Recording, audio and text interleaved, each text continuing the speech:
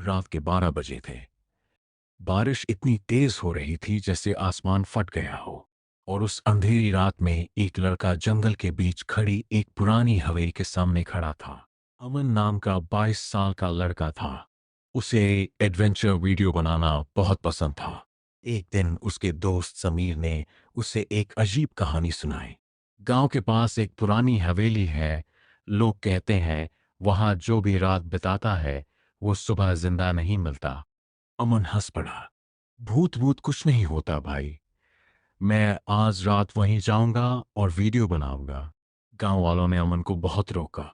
एक बूढ़ी औरत ने उसका हाथ पकड़कर कहा, बेटा हवेली के तीसरे मंजिल पर जो आखिरी कमरा है उसका दरवाजा कभी मत खोलना। अमन मुस्कुरा दिया, परफेक्ट, वही तो खोलूंगा। रात को अमन कैमरा लेकर हवेली पहुंच गया। पुरानी टूटी दीवारें, हवा की चीखने जैसी आवाज और हर तरफ अजीब सन्नाटा। दरवाजा धीरे से क्री की आवाज के साथ खुला। अंदर हर जगह धूल जमी थी। अमन कैमरे में बोल रहा था, गाइस मैं अभी काली हवेली के अंदर हूं, देखते हैं यहाँ सच में कुछ है या सिर्फ अफवाह। तभी ऊपर से किसी के चलने की आवाज आई। ठक ठक ठक। अमन रुक गया। लगता है कोई जानवर होगा। लेकिन कैमरे की स्क्रीन में पीछे एक सफेद साया दिखकर गायब हो गया। अमन ने मुड़कर देखा, वहां कोई नहीं था। अमन धीरे धीरे सीढ़ियां चढ़ने लगा।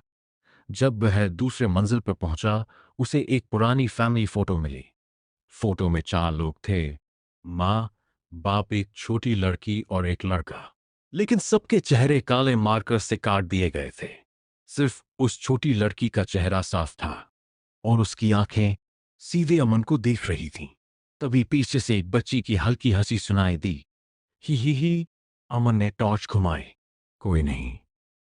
लेकिन जमीन पर गीले पैरों के निशान थे, जैसे कोई अभी वहां से गुजरा हो।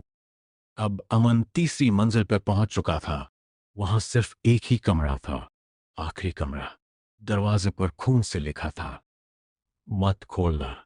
अमन एक्साइटेड हो गया। गाइस अब असली मजा आएगा। जैसे ही उसने हैंडल पकड़ा, अंदर से किसी ने जोर से दरवाजा पीटा। धड़ाम। अमन डर गया, लेकिन फिर भी उसने दरवाजा खोल दिया। कमरा पूरी तरह अंधेरे में डूबा था। बीच में एक कुर्सी थी और कुर्सी पर एक पुरानी गुड़िया रखी थी। उस गुड़िया की आंखें असली लग रही थीं। अमन कैमरा उसके पास ले गया। तभी गुड़िया ने धीरे से अपना सिर घुमाया। तुम आ गए। अमन का खून जम गया। कैमरा उसके हाथ से गिर गया। अमन भागने लगा, लेकिन हवेली का हर दरवाजा बंद हो चुका था। नीचे से किसी औरत के रोने की आवाज आ रही थी, प्लीज मेरी बेटी को बचाओ। अमन ने हिम्मत करके आवाज का पीछा किया।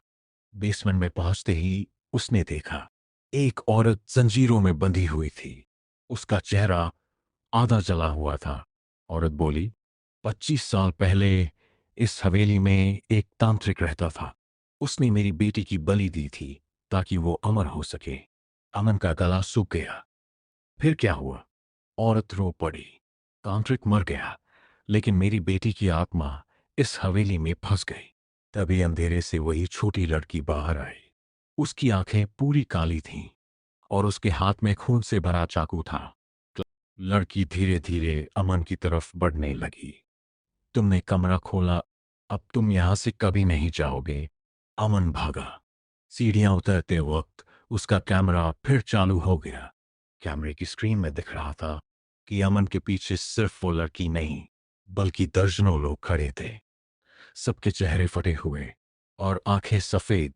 वे सब एक साथ बोले, हम सब यहीं मरे थे। अमन जोर जोर से दरवाजा खोलने लगा, लेकिन तभी उसने देखा मेन गेट के पास समीर खड़ा था। समीर, मुझे बचाओ।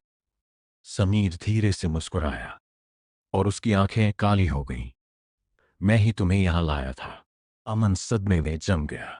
तभी पीछे से वो छोटी लड़की अमन के बिल्कुल पास आ गई और धीरे से बोली, अब तुम हमारे साथ रहोगे।